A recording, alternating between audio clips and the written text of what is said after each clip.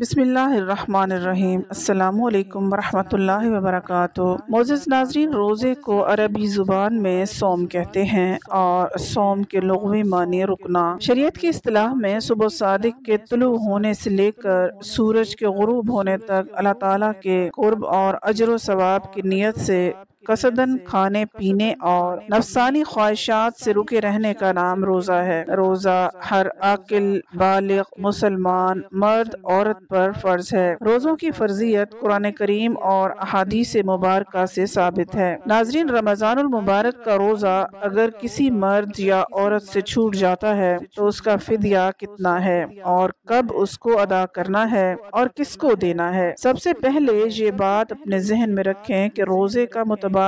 اس کی قضا ہے۔ اگر کوئی شخص وقتی مریض ہے، یعنی اسے کوئی بیماری لاحق ہے اور اسے پتا ہے کہ وہ دوائی کھانے سے تندرست ہو جائے گا، تو اس صورت میں وہ کیا کرے گا کہ جب بھی وہ تندرست ہوگا اللہ تعالیٰ اسے شفا عطا فرمائے گا تو وہ ماہ رمضان کے بعد اس کی قضا کرے گا۔ اگر کوئی مسافر ہے تو وہ بھی جب اپنی منزل مقصود پر پہنچ جائے گا تو اس صورت میں وہ ماہ رمضان جب گزر جائے گا تو بعد میں اس روزے کی قضا کرے گا۔ یعنی یہ دو باتیں اپنے ذہن کے اندر رکھیں کہ اگر کوئی وقتی بیمار ہے، اسے پتا ہے کہ مستقبل میں ٹھیک ہو جائے گا، تندرست ہو جائے گا، تو پھر اس کے لیے روزے کا فدیہ نہیں، وہ اس کی قضا کرے گا۔ ہاں، جس کے بارے میں فقہا نے لکھا ہے کہ جو بندہ ایسا بیمار ہے کہ اسے دائمی بیماری ہے،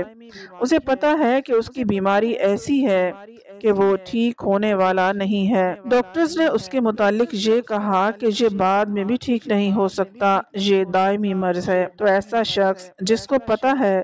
کہ وہ بیمار ہے اور ٹھیک نہیں ہو سکتا، تو ایسے شخص کے متعلق فقہا نے لکھا ہے کہ وہ اپنے اس روزے کا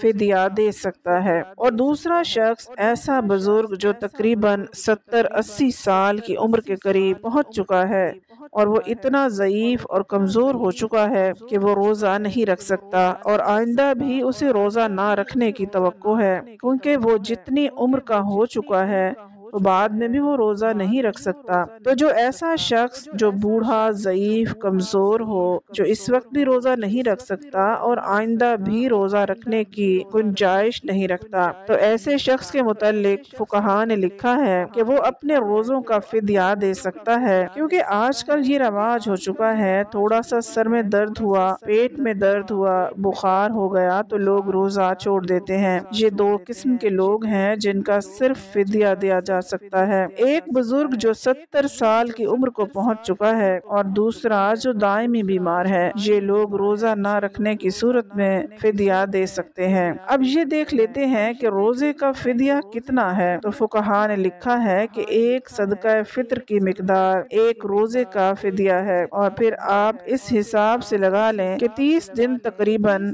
ایک صدقہ فطر جو وقت کے حساب سے چل رہا ہو وہ تقریباً 1 کلو 920 گرام یعنی 2 کلو گرام آٹا اور گندم ہے، تو اس کا حساب لگائیں کہ کتنے پیسے بنتے ہیں، ان پیسوں کے حساب سے جتنے روزے چھوڑے ہوں ان روزوں کے ساتھ ضرب دے دیں، جتنے پیسے بنیں گے اتنے کسی غریب مسکین کو پیسے دے سکتے ہیں، اور گھر بلا کر ان کو کھانا کھلا کے بھی وہ روزے کا فدیہ ادا کر سکتا ہے۔ تو یہ لوگ اپنے ملک کے حساب سے فدیہ دیں گے، پاکستان کے اندر رہتے ہیں تو اس حساب سے دیں گے، اور جو باہر کے ملک میں رہتے ہیں وہ اپنی کرنسی کے حساب سے دیں گے، یعنی UK والے 1 کلو گندم کے حساب سے جتنے پاؤنڈ بنیں گے اور اس میں جو رقم بنے گی روپے کے حساب سے وہی دیں گے، امریکہ والے ڈالر کے حساب سے، دبئی والے درہم کی صورت میں، اور سعودی عرب والے ریال کی صورت میں، کویت والے کویتی دینار کی صورت میں جتنے پیسے بنیں گے ان کو کیلکولیٹ کر کے اسی حساب سے فدیہ دیں گے۔ یہ ایک روزے کا فدیہ ہے۔ اللہ تعالیٰ سے دعا ہے کہ اللہ تعالیٰ